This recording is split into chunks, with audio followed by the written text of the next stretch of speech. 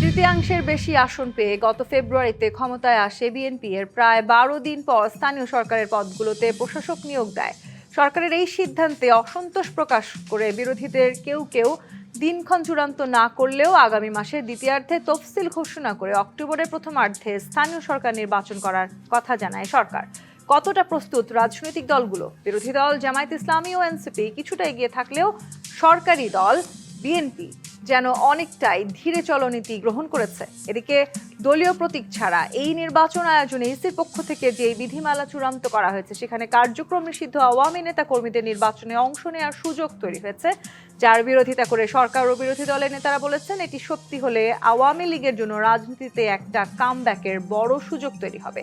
এত সমীকরণ নিয়ে কতটা চ্যালেঞ্জ নিয়ে এই নির্বাচন করতে যাচ্ছে সরকার, এসব নিয়ে আলোচনায় আজ রাজকাউন্ট স্টুডিওতে আছেন বিএনপির স্থানীয় সরকার বিষয়ক সহ সম্পাদক শাম্মী আখতার এমপি, জাতীয় পার্টির প্রেসিডিয়াম মেম্বার আছেন এটিউ তাজ রহমান এবং আছেন জামায়াত ইসলামের কেন্দ্রীয় কর্ম পরিষদ সদস্য অ্যাডভোকেট আতিকুর রহমান।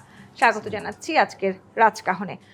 অ্যাডভোকেট আতিকুর রহমান, আপনাকে দিয়ে শুরু করি। স্থানীয় নির্বাচনে কার কেমন প্রস্তুতি? আমরা ইতিমধ্যে জানতে পেরেছি প্রধানমন্ত্রীর উপদেষ্টা বলেছেন ইউনিয়ন পরিষদ নির্বাচন অক্টোবরে হতে যাচ্ছে, অর্থাৎ সেইভাবে যদি চিন্তা করি তফসিল ঘোষণা হতে যাচ্ছে অগাস্ট মাসেই। এই তৃণমূল পর্যায়ে নির্বাচন ঘিরে আসলে রাজনীতিতে একটা বড় ধরনের পরিবর্তন দেখা যায় এবং তৃণমূলের নির্বাচনটাই প্রমাণ করে আসলে ঠিক তৃণমূল পর্যায় পর্যন্ত দেশের জনগণ কোন রাজনৈতিক দলের পক্ষে আছেন বিশেষ করে। জামায়াত ইসলামের পরিকল্পনাটা একটু জানতে চাই, আপনাদের আসলে এই তৃণমূল পর্যায়ে বা এই ইউপি নির্বাচন ঘিরে আপনারা কেমন প্রস্তুতি নিয়েছেন? জি, ধন্যবাদ আপনাকে, ধন্যবাদ আমাদের সহ আলোচক এবং যারা শুনছেন সবাইকে আমরা শুভেচ্ছা এবং সালাম জানাচ্ছি। দেখুন, স্থানীয় নির্বাচনটা সব দলের জন্যই গুরুত্বপূর্ণ, কারণ প্রত্যেকটা দলই তার তৃণমূলের সংগঠনকে মজবুত করার জন্য একটা বড় সুযোগ তৈরি হলো আমাদের লোকাল গভর্নমেন্ট ইলেকশনগুলোতে।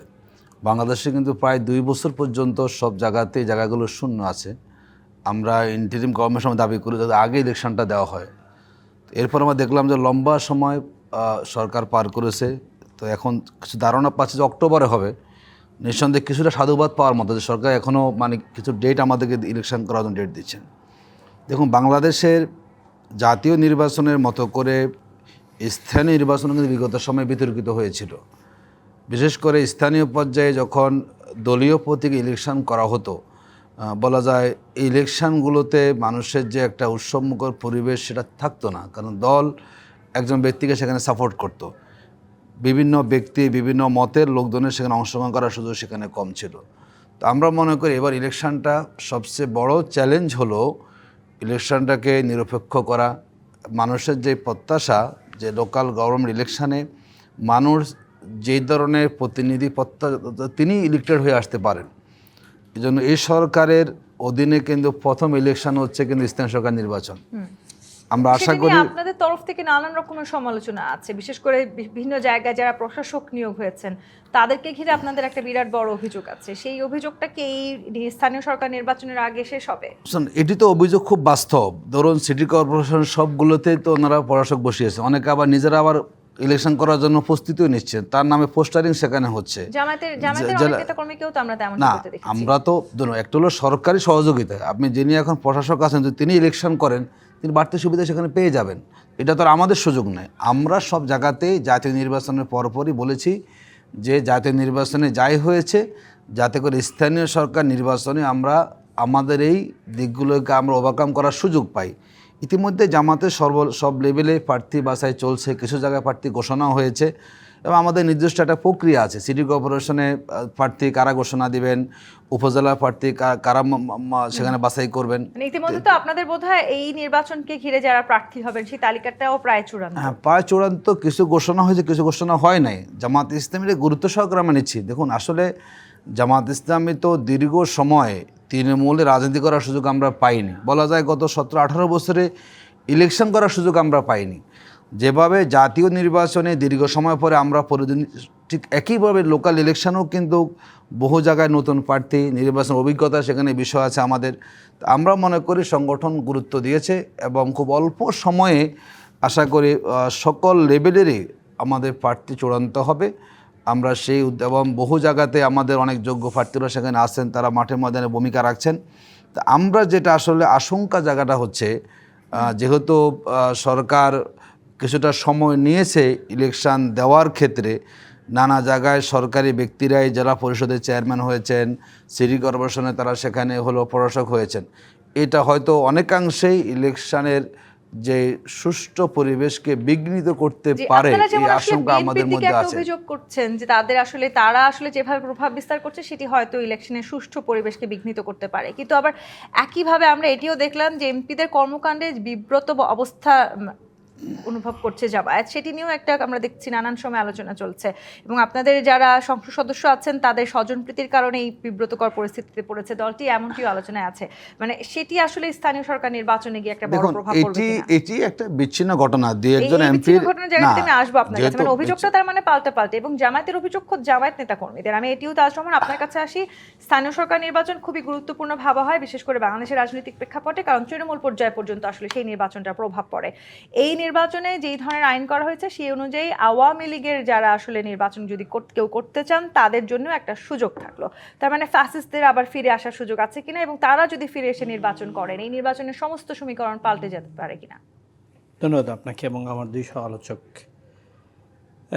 দর্শক শ্রোতা যারা প্রোগ্রাম দেখছেন, সালাম এবং শুভেচ্ছা। দেখেন, এই প্রতীকী নির্বাচন তো আওয়ামী লীগই 2015 সালে শুরু করেছিল। তখন আপনাদের টেলিভিশন শো, যত টেলিভিশনে আমরা গিয়েছিলাম, আমরা বলেছি একটা মানে সন্ত্রাসী কর্মকাণ্ড সৃষ্টির পায়ে তারা করা হচ্ছে স্থানীয় নির্বাচনে। বিকজ আমরা ছোটোবেলা থেকে দেখেছি স্থানীয় নির্বাচনে একজন ক্যান্ডিডেট বা দুইজন থাকে, সমস্ত ইউনিয়ন এলাকা মিলেই এদেরকে চয়েস করে। সেই চয়েস থেকে শেষে সুষ্ঠু নির্বাচনের মাধ্যমে একজনকে জিতিয়ে নিয়ে আসা হয়। ওটা এলাকা ওয়াইজ হয়, সম্মানিত ব্যক্তি হয়, মানে সবার পছন্দের একজন হয়। যখনই পলিটিক্যালি হয়ে গেল তখন কিন্তু ডিভাইডেড শুরু হয়ে গেল। ওই লোকাল পর্যায়ে কিন্তু সহিংসতা চলে আসলো, মারামারি, কাটাকাটি। এক ঘরের মধ্যে কেউ আছে আওয়ামী লীগ, কেউ বিএনপি, কেউ আছে জামাত, 3x3 দল করে। এখন মা কাকে ভোট দিতে যাবে? যদি দলীয় প্রতীকে ভোট হয়, সেখানে মা যেতেই পারলো না, ঘরেই বসে থাকতে হবে। যাই হোক, এখন হবে প্রতীক ছাড়া, যেটা আসলে সারা জীবনই হয়ে আসছে। লোকাল নির্বাচনে কোনো প্রতীক থাকবে না, সেটা হবে স্থানীয়ভাবে প্রতীক, যেটা নির্বাচন কমিশন থেকে পাবে। সেই হিসাবে আমরা মনে করি সে নির্বাচনে যদি পরিবেশ ভালো থাকে, সেখানে সবাই ভোট দিতে পারে বিনা বাধায়, এখানে কোনো মাসুলের কোনো একটা যে অবস্থা তৈরি হয়েছে বাংলাদেশের নির্বাচনে, মাসুল, সে মাসুলের থাকবে না, ক্ষমতার অপপ্রভাব থাকবে মানে না। দীর্ঘদিন তো আসলে আমরা দেখেছি বাংলাদেশে আসলে বিরোধী দল বলতে কিছু ছিল না। মানে আপনারা আসলে যেই দলটি করছেন জাতীয় পার্টি, সেই জাতীয় পার্টি বিরোধী দল হিসেবে থাকলেও তাদেরকে নানান সময় নানানভাবে একেবারে এই গৃহপালিত বিরোধী দলের যে তকমা সেটি দেখতে হয়েছে। এখন আসলে রাজনীতির মাঠে সত্যিকার অর্থে বিরোধী রাজনৈতিক দল আছে বলেও সবাই মনে করছেন। সেক্ষেত্রে এবারে আসলে স্থানীয় সরকার নির্বাচনে আপনি আসলে যে আশঙ্কার কথা বলছেন যে এই নির্বাচনগুলোতে আমরা দেখি বিশেষ করে সংঘাত সহিংসতা অনেকটাই বেশি দেখা যায়, সেটিও কি বাড়বে? আওয়ামী লীগের সময় আমরা চেষ্টা করেছি যে একটা বিরোধী দল হওয়ার চেষ্টা করি, তখনই আওয়ামী লীগ আমাদের দলকে দুই ভাগে ভাগে, কখনো রোশনের সাথে নিয়ে গেছে একদিকে, কখনো জিএম কাদেরকে নিয়ে। অন্য কোনো রাজনৈতিক দলকে তো ভাঙতে পারে। অন্য রাজনৈতিক দলগুলো তারা ইউনাইটেড ছিল, এটা তাদের ক্রেডিট দিতে হয় তাদের। আমাদের ব্যর্থতা ছিল, সেটা আমিও স্বীকার করে নিচ্ছি।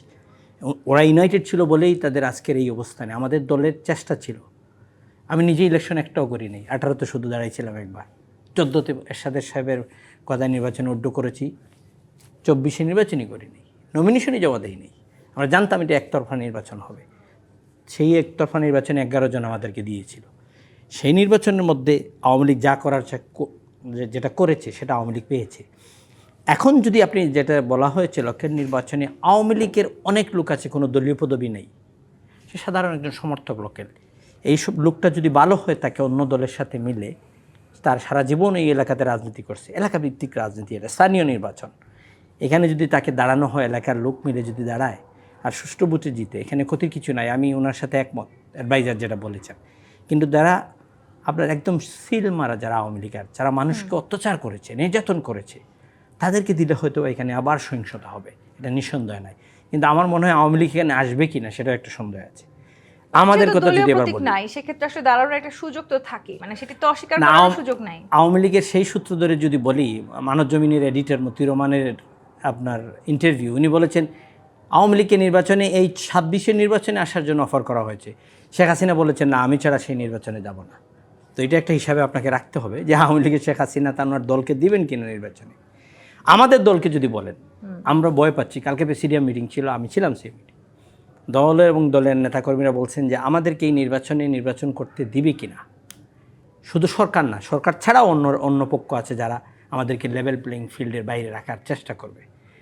সেই নির্বাচনে আমরা যাব কিনা আরও পরবর্তীতে সময় আছে। আমরা প্রেসিডেন্ট আরেকটা ডাকবেন, জিএম কাদের সিদ্ধান্ত নেবেন যে নির্বাচনে আমরা থাকবো না থাকবো না, কতটুকু হবে নির্বাচনের পরিবেশ, সরকার কতটুকু নিউট্রালিটি আছে, বিরোধী পক্ষ থেকে আমাদেরকে বাধা দেওয়ার কোনো চেষ্টা করা করতে হচ্ছে। চাই শামীম আক্তার, সরকার আসলে কতখানি নিরপেক্ষ জায়গায় আছে এবং এই নির্বাচনকে ঘিরে যে প্রস্তুতি আমরা এখন পর্যন্ত দেখতে পাচ্ছি সেই জায়গাটিতে জামায়াত ইসলামী, এনসিপি বেশ কিছুটা এগিয়ে আছে এবং বিএনপির কথা যদি আমরা বলি অনেকটা ধীর গতিতে চলো, এরকম একটা নীতি এখনো পর্যন্ত কেন বিএনপির ক্ষেত্রে দেখা যাচ্ছে?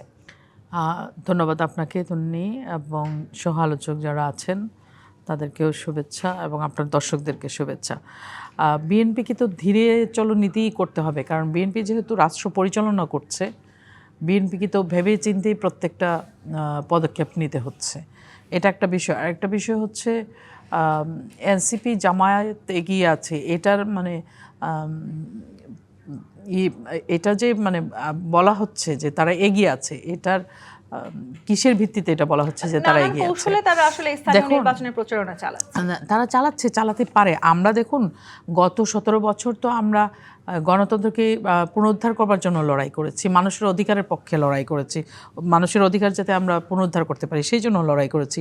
আর তৃণমূল তো যে কোনো সংগঠনের প্রাণ, এবং বিএনপি বরাবরই তৃণমূলকে অনেক বেশি প্রায়োরিটাইজ করে এবং বিএনপি বলে যে তৃণমূল হচ্ছে বিএনপির মূল শক্তি, মানে ভেতরের যে শক্তিটা থাকে মানুষের, সেই শক্তিটা হচ্ছে তৃণমূল। তো এই তৃণমূল তো বিএনপির আছে, তৃণমূল আছে বলেই যেটা উনি বলছিলেন যে অন্য রাজনৈতিক দলগুলোকে ফ্যাসিস্ট ভাঙার চেষ্টা করেও সমর্থ হয়নি। কেন সমর্থ হয়নি? এই জন্য যে তারা ইউনাইটেড ছিল, এই তৃণমূল অনেক বেশি ইউনাইটেড ছিল এবং তৃণমূলের যে চালিকা শক্তিটা আছে এটা ইউনাইটেড থাকার কারণেই কিন্তু ভাঙনটা হয়ে ওঠেনি, ভাঙতে পারেনি। স্থানীয় সরকার নির্বাচনে আপনাদের বিরুদ্ধে অভিযোগের তীর অনেক বেশি, বিশেষ করে জামায়াতের নেতা যেটি বলেছেন যে আপনারা আসলে নিজেদের লোককে প্রশাসক বানিয়েছেন, আপনাদের আসলে সব জায়গায় পুরো প্রশাসনে নিজেদের লোক বসিয়ে রেখেছেন। তাহলে পুরো প্রশাসনে আমাদের লোক বসিয়ে রাখলে গত 17 বছরে ফ্যাসিস্টরা যাদেরকে বসালো তাদের সবাইকে কি সরিয়ে ফেলা হয়েছে? ফেলা হয়নি তাদের সবাইকে, তারা বহাল তবিয়তে রয়ে গিয়েছে। যারা জুলাই হত্যাকাণ্ডের সাথে জড়িত আছে সেই সমস্ত অফিসাররা এখনও বিভিন্ন জায়গায় দায়িত্ব পালন করে যাচ্ছে। আপনি একজনকে এখান থেকে সরিয়ে হয়তো রাঙ্গামাটি নিয়েছেন, রাঙ্গামাটিতে না দিয়ে হয়তো কক্সবাজারে দিয়েছেন, অথবা আপনি তাকে সিলেটে দিয়েছেন, অথবা আপনি তাকে কুমিল্লা দিয়েছেন, কোথাও না কোথাও দিয়েছেন, কিন্তু তাকে তো আপনি একদম চাকুরি থেকে একদম আপনি তাকে অবসরে পাঠিয়ে দেননি। সকলকে যারা ফ্যাসিস্ট আমলে, যারা ফ্যাসিস্টকে টিকিয়ে রাখতে সহযোগিতা করেছিল, যারা ফ্যাসিস্টের দূষর ছিল, তো সেই লোকগুলোতে এখনও থেকে গিয়েছে। তাহলে বিএনপি সবাইকে বসিয়ে দিয়েছে এবং আপনি অভিযোগের তীর তো থাকবেই, যে কাজ করবে তারই সমালোচনা হয়, কাজ না করলে তো সমালোচনা হয় না। আপনি কিছুই করলেন না, বসে রইলেন, তাহলে আপনাকে তো নিয়ে আলোচনা বা সমালোচনার কিছু থাকলো না। আপনি যখনই কাজ করতে যাবেন তখনই আপনার বিরুদ্ধে আলোচনাও হবে, সমালোচনাও হবে, ভালোও হবে, মন্দও হবে।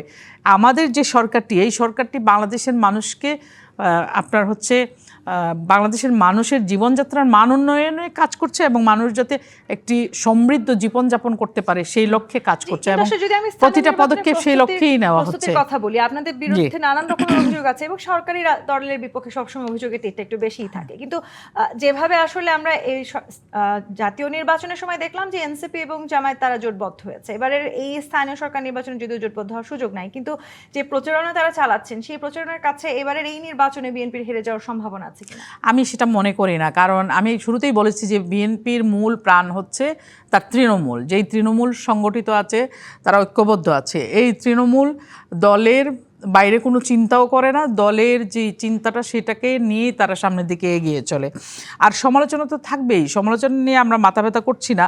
আমরা একটা জিনিস বলতে চাই, নিয়ত যদি আপনার পরিষ্কার থাকে, মানে আমাদের যে নিয়তটা সেটা হচ্ছে মানুষের ভোটিং রাইট এস্টাবলিশ করা বা একটা সুশাসন দেওয়া এবং আপনার হচ্ছে আইনের শাসন কায়েম করা, এই বিষয়গুলো যেহেতু আমাদের আমরা প্রায়োরিটাইজ করছি, তাহলে আমাদের এখানে মানে আপনার হচ্ছে ইলেকশনে খারাপ কিছু হবে সেরকম কিছু কারোর চিন্তা করার কিছু নাই। আর বিএনপি যেহেতু সুসংগঠিত আছে, বিএনপির নেতৃত্ব নিয়ে কারোর মধ্যে কোনো বিভাজন নেই, কারোর মধ্যে কোনো প্রশ্ন নেই। আমাদের নেতা মাননীয় প্রধানমন্ত্রী জনাব তারেক রহমানকে নিয়ে আমরা ভালোভাবেই আমাদের কাজগুলো এগিয়ে নিয়ে যাচ্ছি। সুতরাং স্থানীয় সরকার নির্বাচনে হেরে যাওয়ার তো কোনো মানে প্রশ্নই আমি দেখছি না, কিন্তু কারণ ইতিমধ্যে আমরা BNP প্রচুর তৃণমূলের ডেভেলপমেন্ট ওয়ার্ক করছি। সুসংগঠিত আছে বা সরি, নাই এটি নিয়েও আসলে অনেক রকমের আলোচনা আছে। কোনটা? বিএনপি তৃণমূলের সত্যিকার অর্থেই সুসংগঠিত আছে কিনা, বিরোধী রাজনৈতিক দল নানান সময় বলার চেষ্টা করেছে যে বিএনপি আসলে তাদের তৃণমূল পর্যায়ে পর্যন্ত নেতা কর্মীদেরকে সুসংগঠিত রাখতে পারছে না। মানে এই অভিযোগটা আসলে আপনারা খণ্ডাবেন কি করে? এই আলোচনায় এই আমি অভিযোগটা খণ্ডানোর জন্য আপনাকে ইলেকশন পর্যন্ত অপেক্ষা করতে হবে, এবং আমি দৃঢ়ভাবে বিশ্বাস করি আমাদের তৃণমূল ঐক্যবদ্ধ আছে এবং আমাদের নেতা যেভাবে চাইবেন সেইভাবেই তারা কাজ করবে, এর অ্যাডভোকেট বাইরে আতিকুর কিছু রহমান, করবে না। আপনারা তাহলে এই অভিযোগটা কেন করেন যে বিএনপি আসলে তৃণমূল পর্যায়ে তাদের নেতা কর্মীদেরকে সুসংগঠিত রাখতে পারছে না, যেখানে আসলে খোদ আপনাদের যারা আসলে এমপি আছেন, সংসদ সদস্য, তাদের কর্মকাণ্ডেই আপনারা নিজেরা খোদ বিব্রত অবস্থা ভোগ করছেন? এই আলোচনায় ফিরবো, আমি একটা বিরতি নিয়ে ফিরতে চাই। জি25 ইস্পাত নিবেদিত রাজকাহন থেকে বিরতি নিয়ে ফিরছি, সাথেই থাকুন।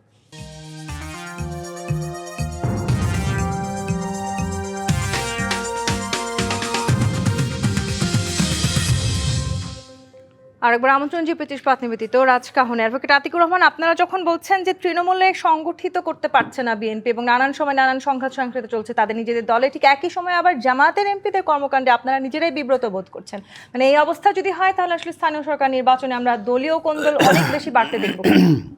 দেখুন, এখন পর্যন্ত জামাত ইসলামের আভ্যন্তরীণ দ্বন্দ্বের কোনো দৃষ্টান্ত কোথাও নেই, বরং আমরা দেখলাম এই ইন্টারিম থেকে এখন পর্যন্ত প্রায় 200-র মতো কেউ নেতাকর্মী খুন হয়েছেন হচ্ছে আভ্যন্তরীণ দ্বন্দ্বে, এবং বিএনপি নিজেদের দ্বারা তারা হয়েছেন, এটা আমাদের কাছে আছে। এবং এক রাউজানে হয়েছে প্রায় 23 জনের মতো। এটি সবই কিন্তু হচ্ছে লোকাল আধিপত্য বিস্তার, দখলদারিত্ব বিস্তার, কার উপরে কে নিয়ন্ত্রণ করবেন সেগুলো নিয়ে কিন্তু হয়েছে। এবং আপনি দেখেছেন যে প্রায় 7,000-এর মধ্যে নেতাকর্মী বহিষ্কারও হয়েছেন নানা কারণে। এই সব মূলত হচ্ছে তাদের তৃণমূলের যে বিভক্তি বিভাজনটা আছে সেজন্য হচ্ছে। আমাদের কাছে যতটুকু আমরা জানি, এক এক জায়গাতে বিএনপি 6-7-10 জনের মতো প্রার্থীও আছেন যারা ইলেকশন করতে চান। এটি কতটুকু বিএনপি নিয়ন্ত্রণ করতে পারবে সেটা সময়ে বলে দিবে। এক্ষেত্রে আমরা মনে করি জামাত ইসলামী তৃণমূল অত্যন্ত সুসংগঠিত সংগঠন। আমাদের একক প্রার্থী থাকবেন, বিদ্রোহী প্রার্থী হওয়ার কোনো সুযোগ সেখানে নাই, এবং যিনি হয়তো দল থেকে মনোনয়ন পাবেন সবাই তার হয়ে যখন একযোগে কাজ করবে, এটা অনেক বেশি সুবিধা জামাত ইসলামী সেখানে দিবে। এই অভিযোগও আছে যে খোদ আপনাদের হাত ধরেই হয়তো আবারও ফ্যাসিস্ট সরকার ফিরে আসতে পারে, এবং সেখানে একটা মুখ্য সুযোগ হচ্ছে এই স্থানীয় সরকার। এটি মনে করার কোনো সুযোগ নাই। জামাত ইসলামী সবচেয়ে বেশি জামাত ইসলামীকে ব্যবহার করেছে, এই অভিযোগ আছে। কিন্তু এটি রাজনৈতিকভাবে বলা হয়, এটা সত্যতার কোনো লেশমাত্র নাই। জামাত ইসলামের সাথে আওয়ামী লীগের একবার শুধু আন্দোলন হয়েছে, তাও হলো আপনার যুগপৎ আন্দোলন, কেয়ারটেকার সরকার নিয়ে। আর কখনো কিন্তু কোনো অবস্থাতে কিন্তু আওয়ামী লীগের সাথে জামাতের জোট কখনো হয়নি, আন্দোলন যুগপৎ হয়েছে। কিন্তু জোটবদ্ধ আন্দোলন বিএনপির সাথে লম্বা সময় জামাতের হয়েছে, সরকার গঠন করে। সুতরাং জামাতের পক্ষ থেকে আওয়ামী লীগকে এখানে সুযোগ দেওয়া হবে। জামাত তো সুপ্রিম কোর্টে আমরা রিট ফাইল করেছি না, সেখানে বর্তমান আইনমন্ত্রী তিনি যখন অ্যাটর্নি জেনারেল তিনি বলছেন আমি এটা চাই না। জামাত এবং যখন আওয়ামী লীগ নিষিদ্ধ করা হয়েছিল অন্তর্বর্তীকালীন সরকারের সময়, তখন জামাত দাবি জানিয়েছিল, সেই দাবি কিন্তু তখন বিএনপি জানাই নাই। আমরা মনে করি আওয়ামী লীগের বিরুদ্ধে অবস্থান এবং জামাত ইসলামীকে সবচেয়ে বেশি রাজনৈতিকভাবে কোণঠাসা বলেন কিংবা জুলুম বলেন কিংবা সবচেয়ে বেশি মানবাধিকার তারা হরণ করেছে আমাদের উপরে। কারণ সেই আওয়ামী লীগকে জামাত ইসলামীর সুযোগ দিবে এটা মনে করার কোনো সুযোগ নাই। যারা এটি বলেন তা রাজনৈতিক কারণে বলেন, এর সাথে বাস্তবতার কোনো মিল আমরা নাই। দেখুন, আমরা যেটা বলি, এবারের লোকাল ইলেকশানে লেভেল প্লেয়িং ফিল্ডের আমরা কিছুটা ঘাটতি আমাদের কাছে মনে হচ্ছে।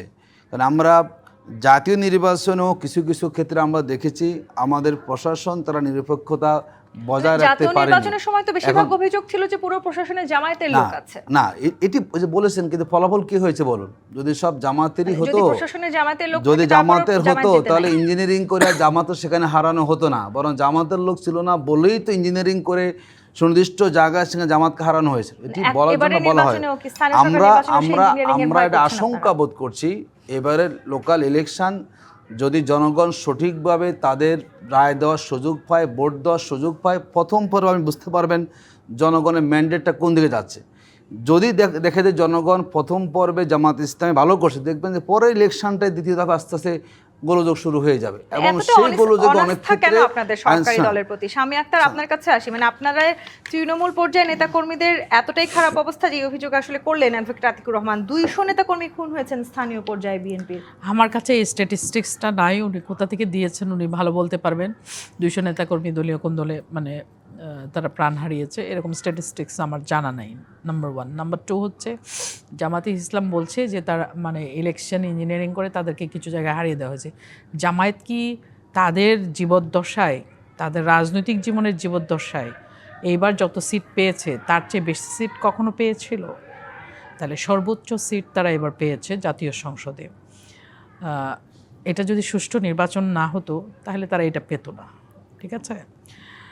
তারপরেও তারা ইলেকশন ইঞ্জিনিয়ারিংয়ের কথা বলছেন, কথা বলতেই পারেন, বিরোধী দল, তাদের মুখে তো আমরা তালা লাগাতে পারবো না, তারা কথা বলতে থাকবেন, অসুবিধা নাই। কিন্তু প্রশ্ন হচ্ছে স্থানীয় নির্বাচন নিয়ে বিএনপি বুঝে শুনেই এগোচ্ছে এবং বিএনপি যে সিদ্ধান্ত নেবে, আপনার ক্যান্ডিডেট থাকতেই পারে, 50 জন থাকতে পারে। জাতীয় নির্বাচনে আমাদের এক একটা আসনে অসংখ্য যোগ্য প্রার্থী ছিল, কিন্তু শেষ পর্যন্ত যাকে দল নমিনেশন দিয়েছে তার পক্ষে আমরা সবাই মিলে কাজ করেছি। সেখানে কোন দলের সংখ্যাটা থাকে, মানে দলীয় নমিনেশন পাওয়া আবার না পাওয়া প্রার্থীদের প্রতিদ্বন্দ্বিতাই এই মুহূর্তে এই নির্বাচনের জন্য সবচেয়ে বড় চ্যালেঞ্জ। আচ্ছা, এইখানে তো প্রতীক থাকছে না।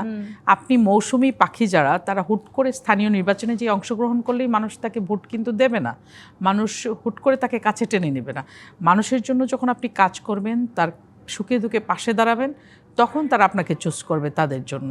আপনি হুট করে একজন আসলেন আর ওখানে নির্বাচনে দাঁড়াইলেন আর গ্রামের লোকজন সব আপনাকে ভোট দিয়ে দিল, বিষয়টা ওই জায়গাতে নাই। করি স্বামী আক্তার, তাহলে আসলে জামায়াতের যেই নেতা এবারের এই নির্বাচনে অংশগ্রহণ করছেন, যদিও দলীয় অধীনে কোনোভাবে নির্বাচনটি হতে যাচ্ছে না, সেক্ষেত্রে কোন দল আসলে অনেকখানি বাড়ার সংখ্যা আছে? দেখুন, দলীয় নির্বাচন না হলেও দলই আপনার প্রার্থী মনোনীত করবে, দল প্রার্থী মনোনয়ন দিবে, সেটা সরকারি দল যেমন দিবে বিরোধী দলও দিবে। প্রতীক হয়তো থাকবে না, বাট দল ডিসাইড করে দিবে কারা নির্বাচনে মানে প্রতিদ্বন্দ্বিতা করবে। সেই ক্ষেত্রে আপনার 15 জন প্রার্থী থাকলেও সেখান থেকে একজনে নামিয়ে আনার চেষ্টা করা হবে, যে একজনকেই যেন সবাই মিলে কাজ করে এবং তাকে যেন পাশ করিয়ে নিয়ে আসে, সেই কাজটা করা হবে। সেটা সরকারি দল যেরকম বসে থাকবে না, আমার ধারণা বিরোধী দলও বসে থাকবে না। তারা তাদের সরকারি দল এবং বিরোধী দলের যে কথার আসলে মারপ্যাচ আমরা দেখছি, কিংবা যে বিরোধিতা আমরা দেখছি, সেটি আসলে মাঠে আমরা কতখানি দেখবো? মানে সেটা যদি মাঠে সংঘাতের রূপ নেয়, সেক্ষেত্রে সেই পরিস্থিতি আসলে কেমন হবে? না, সংঘাতের চিন্তা করছেন কেন শুরুতেই? আমরা তো শুভ চিন্তা, ইতিহাস আসলে আমাদেরকে তাই বলে, বাংলাদেশে শুভ চিন্তা। আমাদের নেতা বারবার বলছেন যে আমরা প্রতিহিংসার রাজনীতিতে বিশ্বাস করি না, প্রতিশোধের রাজনীতিতে বিশ্বাস করি না, সবাইকে নিয়ে ঐক্যবদ্ধভাবে দেশকে এগিয়ে নিয়ে যাওয়ার জন্য কাজ করছি। তো প্রধানমন্ত্রী প্রতিদিনই এটা বলছেন, তাহলে আপনাকে এটার উপর আস্থা রাখতে হবে। মানে সেই আস্থাটা আসলে কতখানি রাখতে পারছে টিউ তাজুর রহমান? রাজনৈতিক দলগুলো আসলে বিরোধী দল এবং সরকারি দল একে অপরের প্রতি কতখানি আস্থা রাখতে পারছে? এবং যেই সংঘাত কিংবা সহিংসতার কথা আমরা বলছি, আমি যদি 2016 দিকে তাকাই, 236 জন নিহত হয়েছেন, 2021-এ 116 জন নিহত হয়েছেন, মানে শতাধিক লোক নিহত হওয়ার ইতিহাস আছে বাংলাদেশে। এবারে নির্বাচনেও কি আমরা একই পরিস্থিতি দেখবো কিনা? না, আমি আশা করি না যে হবে, বাট শঙ্কা আছে। কারণটা হলো, যদি ইনক্লুসিভ হয়, যেটা আপনার উপদেষ্টা বলছেন, তাহলে এটা গণতন্ত্রের জন্য ভালো। It is good for the democracy. সহিংসতাটা কমে যাবে। ইনক্লুসিভটা যদি করার চেষ্টা করছে, ওনার বক্তব্য থেকেই বোঝা যায় যে আসুক, পার্টিসিপেটারি যত বেশি হবে, ভোটার উপস্থিতি তত বেশি হবে, দল যত বেশি হবে, মানুষও ভোট দিতে তত যাবে। সেই জিনিসটা যদি হয় স্থানীয় নির্বাচনে, বিএনপি এবং জামাত আওয়ামী লীগের জাতীয় নির্বাচনে অংশগ্রহণ করে নাই, শুধু 18তে করেছে, কিন্তু স্থানীয় নির্বাচনে প্রত্যেকটাতে অংশগ্রহণ করেছে। কারণ স্থানীয় নির্বাচনে লোকের যে নেতাকর্মীরা, তাদের একটা আশা আকাঙ্ক্ষা থাকে ওই নির্বাচনের প্রস্তুতির জন্য, দৌড়ানোর জন্য, দলকে রিপ্রেজেন্ট করার জন্য, দলীয় ক্যান্ডিডেটকে নির্বাচনে জিতানোর জন্য। এই জায়গাটিতে যে পাল্টাপাল্টি বক্তব্য ইতিমধ্যে আমরা দেখতে পাচ্ছি, আমরা সংসদকে অনেক সময় উত্তপ্ত হতে দেখি, সেই জায়গাটিতে যখন আমরা স্থানীয় সরকার নির্বাচনে ভোটের মাঠে দাঁড়াতে দেখবো এই দুটো রাজনৈতিক দলকে, এবার এনসিপিকেও, সেই সময়টাতে আপনি কি মনে করেন একজন এবার রাজনৈতিক দল হিসাবে বিরোধী দল তো নাই, বিএনপি রাষ্ট্রে ক্ষমতায় আছে, তার অংশীদারিত্ব আছে আমাদের ভাই জামাতরা এবং এনসিপিরা। তাহলে কি জামায়াত এবং এনসিপিকে আপনারা বিরোধী দল মনে করেন না? না, দে আর দি পার্ট, তারাও তো গানম্যান পুলিশ নিয়ে ঘোরাফেরা করছে। আপনারা যেরকম আমাদেরকে স্টিগমা দিতেন, আপনার এই বক্তব্য ঠিক না। এটা জাতীয় পার্টির মতো বিরোধী দল এখন নাই সংসদে। আমি আমার বক্তব্য দিতে দেন, পরে আপনারটা আপনি উত্তর দিন যেটা হওয়ার। বিএনপি এখন রাষ্ট্রীয় ক্ষমতায়, অপোজিশনে আছেন জামাত এবং এনসিপি। জামাতের লোক যেখানে যাচ্ছেন তাদের কার্যক্রম চালাচ্ছেন, সাথে তারা পুলিশ প্রোটেকশনও পাচ্ছেন, এনসিপিও পাচ্ছেন। ইভেন এনসিপি অ্যাপ্লাই করে আরও প্রোটেকশন নেওয়ার চেষ্টা করছে। সেই জায়গায় যাচ্ছে। গতকালকে কিন্তু এনসিপির একটা পদযাত্রা আমরা দেখেছি যে ককটেল বিস্ফোরণের ওইটাতে আবার গ্রেফতারও হয়েছেন এনসিপির নেতৃবৃন্দ 2 জন, সেটাও আমাদের মিডিয়া দেখেছি। এখন আমরা যদি সেখানে যাই, আমরা তো সেই ফ্যাসিলিটি পাওয়ার সুযোগ নাই আমাদের। তাই ওই লেভেল প্লেয়িং ফিল্ডটা দিয়ে আমি ফার্স্ট সেগমেন্টে বলেছিলাম যে লেভেল প্লেয়িং ফিল্ডটা কোথার থেকে হবে। লেভেল প্লেয়িং ফিল্ড নাই বলেই কিন্তু সহিংসতা হয়। যখনই লেভেল প্লেয়িং ফিল্ড হয়ে যাবে, ফ্রি ফেয়ার ক্রেডিবল ইলেকশন করার জন্য সরকার চেষ্টা করবে, প্রশাসন, পুলিশ এবং নির্বাচন কমিশন, তখন দেখবেন মারামারিটা কমে যাবে, আমার গ্রিভেন্সিটা কমে যাবে বলে। না, এখানে তো সরকার হস্তক্ষেপ করছে না, এখানে পাওয়ারফুল বিরোধী দল সরকারি পাওয়ার নিয়ে হস্তক্ষেপ করছে না। জামায়াত ইসলামীকে কি আপনারা আসলে যথেষ্ট পাওয়ারফুল বিরোধী রাজনৈতিক দল মনে করেন? কেন, জামাত তো পাওয়ারফুল রাজনৈতিক দল, তাদের অস্বীকার করার সুযোগ আছে নাকি? তারা তো তাদের তৃণমূলের স্থানীয় নির্বাচনে তারা ভালো করেছে অনেক সময়। ইতিহাসের অনেক হিসাব যদি আপনি দেখেন, তাদের নির্বাচনে উপজেলা চেয়ারম্যান, ইউনিয়ন পরিষদ চেয়ারম্যান অনেক জায়গায় ছিল তাদের। এটা আমি অস্বীকার করলে তো আমার ভুল ব্যাখ্যা হবে। তারা সেই অবস্থা থেকে এখন ক্ষমতার কেন্দ্রের পাশাপাশি থেকে যদি নির্বাচন করে, বিএনপির যদি তাদের মাল্টি ক্যান্ডিডেট থাকে, অভ্যন্তরীণ অন্তর্দলীয় কোন্দল থাকে, তাহলে তো সহিংসতা হবেই। সেটাকে যদি ট্যাকল করতে পারেন সরকার মহোদয়, তাহলে হয়তো নির্বাচনটা সুন্দর এবং সুষ্ঠুভাবে হতে পারে। সেই প্রত্যাশা আমরা রাখতে চাই, কিন্তু লেভেল প্লেইং ফিল্ড এখনো পর্যন্ত নেই বলে আপনি যে অভিযোগ করেছেন, বিশেষ করে জামাতের বিরুদ্ধে যে অভিযোগ আছে যে তারা আসলে সরকারেরই একটা পার্ট হয়ে আছে, সরকার তাদের দিকে অনেক বেশি সুনজর দিয়ে রেখেছে। এই আলোচনায় ফিরবো। যে 25 পাত নিবেদিত রাজখান থেকে আরো একটি বিরতি নিয়ে ফিরছি, সাথেই থাকুন।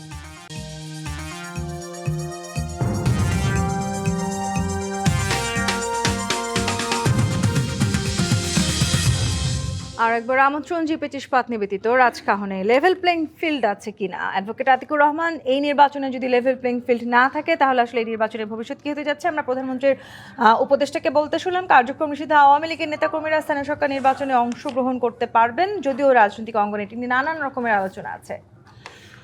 যে আমি একটু প্রথমে যেটি বলেছিলাম তখন, যে সহিংসতায় মারা গেছে বিএনপি, হিউম্যান রাইটস সাপোর্ট সোসাইটির তথ্য আমি দিচ্ছি 14 অক্টোবর 2025, আজ থেকে 1 বছর আগে বলছি, বিগত 1 বছরে রাজনৈতিক সহিংসতায় 160 জন নিহত হয়েছেন, তার মধ্যে বিএনপি অঙ্গসংগঠন 85 জন।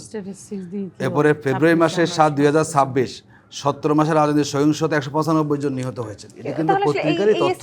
বাংলাদেশের অন্য কোনো গণমাধ্যমে কেন প্রচার হয় না? এটি প্রথম আলো পত্রিকার রেফারেন্স, প্রথম আলো পাবেন এখনই খুললাম, প্রথম আলো 14 অক্টোবর 2025 এই তথ্যটি এসেছে। আপডেট হচ্ছে সেখানে, এটা আমরা জেনেই বলছি। বিভিন্ন সংস্থাগুলো জরিপ করেন এবং পত্রপত্রিকা একাধিকবার এসেছে যে এই ধরনের অবস্থা সেখানে চলছে।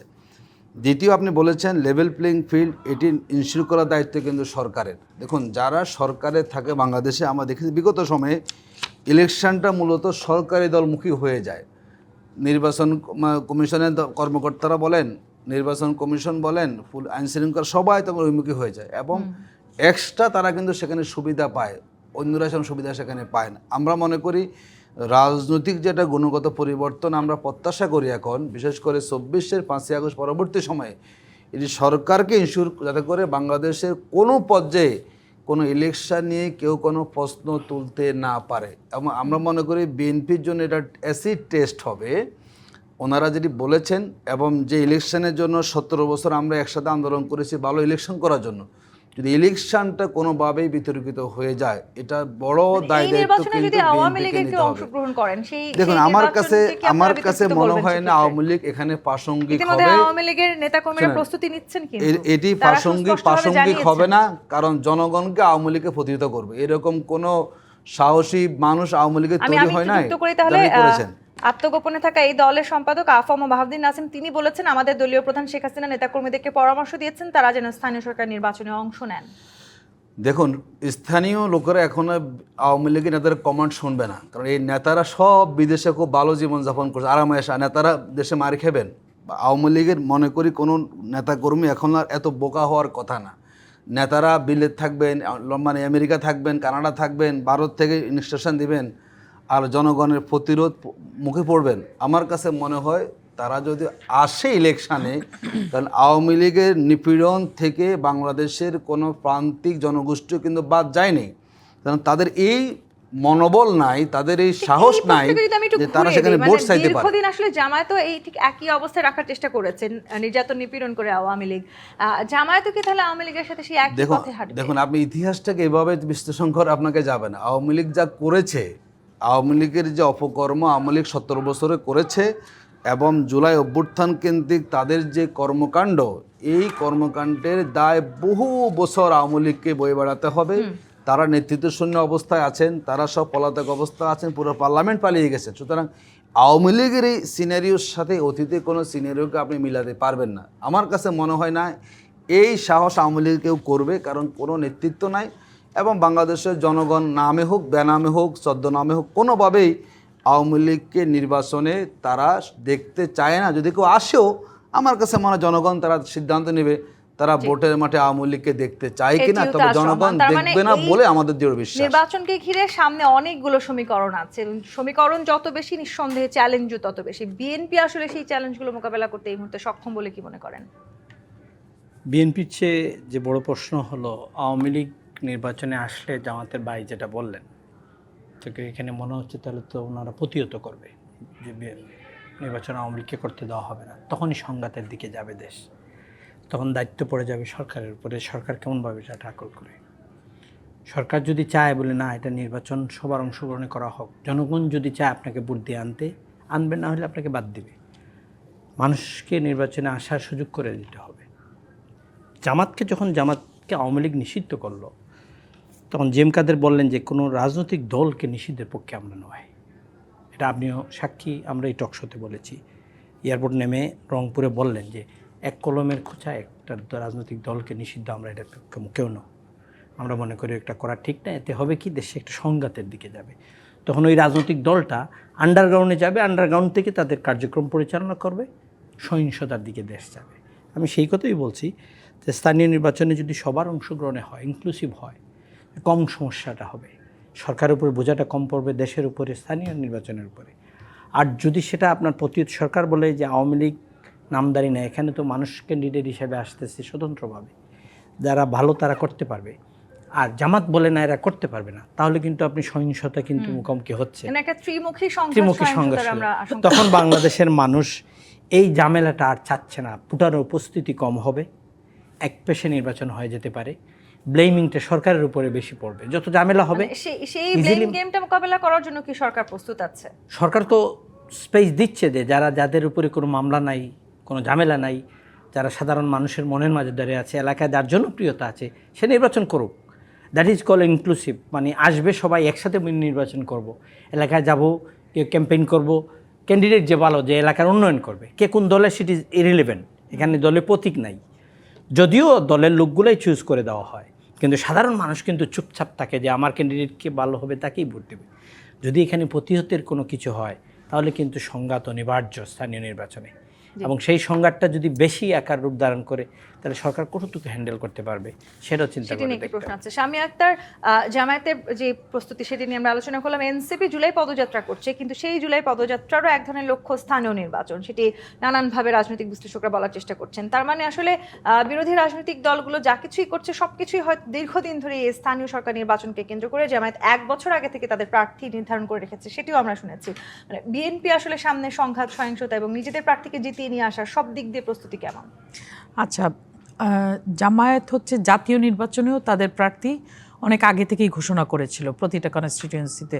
প্রথমে তারা নির্বাচনে যাবে না বললেও দেখা গেছে যে পরবর্তীতে অনেক আগে থেকেই তারা প্রার্থী মানে ঘোষণা দিয়ে রেখেছে প্রত্যেকটি নির্বাচনী এলাকায়, মোটামুটি যেগুলোতে তারা ইলেকশন করেছে। তো এটা নতুন কিছু না, এটা তারা করছে, এটা নিয়ে বিএনপি চিন্তিত না। বিএনপি যেটা চায় সেটা হচ্ছে একটা নিরপেক্ষ নির্বাচন, স্বতঃস্ফূর্ত নির্বাচন, ইনক্লুসিভ নির্বাচন, যে যাতে করে স্থানীয় সরকারটা টেকসই হয়, মজবুত হয়, যাতে করে জনগণের নেতৃত্ব প্রতিষ্ঠিত হয়। ঠিক আছে, তো এইটা করতে যে বিএনপিকে যেই পদক্ষেপই গ্রহণ করতে হয় না কেন, শক্ত হাতে বিএনপি সরকার সেটা গ্রহণ করবে। জামায়াতের কথা শুনে মনে হচ্ছে যে তারা আওয়ামী লীগ নির্বাচনে আসলে তারা প্রতিহত করবে, মারবে, মানে এইরকম একটা কথা বোঝা যাচ্ছে। ঠিক আছে, যে জনগণ প্রতিহত করবে, জনগণ মাইর দেবে, বিষয়টা আসলে সেই জায়গায় নেই। আমি শেষ করি। বিএনপির কিছু নেতাকর্মীও কিন্তু ঠিক একই কথা বলেছেন, মানে দুই ভাগে বিভক্ত তারা আওয়ামী লীগের ফিরে আসা ইস্যুতে। No, স্থানীয় এখানে কোনো সুযোগই নেই। আমাদের নেতৃত্ব নির্ধারণ করে দিবেন যে বিএনপি কোন পথে হাঁটবে, সে বিএনপির নেতাকর্মীরা সেই পথেই হাঁটবে। আমার বক্তব্য হচ্ছে যে আপনি একটা দলের সকল নেতাকর্মীরা তো আপনার হচ্ছে খুনি ছিল না, আপনার হচ্ছে ফ্যাসিস্ট ছিল না সকলে। তাদের মধ্যে কেউ কেউ যদি তুমুল জনপ্রিয় হয়ে থাকেন, তারা যদি অপরাধী হয়ে না থাকেন, তারা যদি মামলা না খেয়ে থাকেন, সেই ক্ষেত্রে আপনি তাকে বাধা দিবেন কিসের ভিত্তিতে? আইনগত কোনো বাধা তো আপনি তাকে দিতে পারেন না। সে যদি নির্বাচনে অংশগ্রহণ করতে চায়, আপনাকে তো সেই সুযোগ তাকে দিতে হবে। এখানে যারা অপরাধ করেছে তাদের বিচারটা যদি আমরা নিশ্চিত করতে পারি, কোনো অপরাধী তো তাইলে নির্বাচনে অংশগ্রহণ করতে পারবে না। সকল অপরাধীকে যদি আপনি ছাঁকনি দিয়ে ছেঁকে ফেলেন, তার মানে ভালো মানুষেরা নির্বাচনে অংশগ্রহণ করবে। সেই ক্ষেত্রে স্থানীয় সরকার মজবুত হওয়ার, টেকসই হওয়ার সুযোগ কিন্তু আপনার সামনে আসছে। আমি আবার আপনার কাছে আসি। স্বামী একটা গুরুত্বপূর্ণ কথা বলেছেন, মানে আওয়ামী লীগের যারা আসলে এই ধরনের কর্মকাণ্ড করছেন তাদের যদি বিচারের আওতায় নিয়ে আসা যায়, ছাঁকনি দিয়ে ছেঁকে ফেলা যায়, তাহলে যাদের বিরুদ্ধে আসলে কোনো মামলা নাই, যাদের বিরুদ্ধে কোনো অভিযোগ নাই, তারা নির্বাচনে অংশগ্রহণ করতেই পারে। সেই বিচারটা শেষ হবে কবে? আসলে যেভাবে আমরা খেয়াল করছি, বিচার এক যুগও শেষ হবে না বিচারে। দেখুন, এইভাবেই কিন্তু আওয়ামী লীগ স্পেস পেয়ে যায়, একটু একটু করে সুযোগ পাওয়া যায়। আমরা মনে করি জনগণ নির্ধারণ করবে সেটা। আমরা আমাদের জায়গা থেকে এই ধরনের বয়ান আমরা দেওয়াটা সমীচীন নয়। কে ভালো, কে ফিল্টারিং আওয়ামী লীগ হয়েছে, এগুলো সুযোগ নেই। আওয়ামী লীগই আওয়ামী লীগের যারা নেতাকর্মী তারা এখনও আওয়ামী লীগের আদর্শকে ধারণ করে, এবং আওয়ামী লীগের কে ভালো আওয়ামী লীগ, কে রিফাইন্ড আওয়ামী লীগ, কিন্তু আমরা এখানে ব্যাখ্যা করি এই সুযোগ ধরে আওয়ামী লীগ বাংলাদেশে আবার আসবে। মানে ভালো আওয়ামী লীগ, খারাপ আওয়ামী লীগ, আমি যেটা বলেছি যে উনি বলেন যে জনগণ নির্ধারণ করবে। জনগণ নির্ধারণ করতে হলে আপনাকে ইলেকশনে যেতে হবে। ইলেকশন ছাড়া জনগণ নির্ধারণ করার কোনো সুযোগ আপনার সামনে নাই।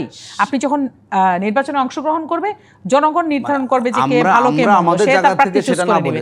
কিন্তু আপনি তো আইন তো হাতে তুলে নিতে পারবেন না, আপনি মব সৃষ্টি করতে পারবেন না। সেই ব্যাপারে সরকার শক্ত পদক্ষেপ নেবে, কারণ আমরা চাই গণতন্ত্রকে সুসংহত করতে এবং স্থানীয় সরকারকে মজবুত করতে, টেকসই করতে। আপনারা স্থানীয় সরকার দিয়ে এখন আওয়ামী লীগকে ফেরানোর চেষ্টা করছেন? নো, আমরা আওয়ামী লীগকে ফেরানোর চেষ্টা করছি না।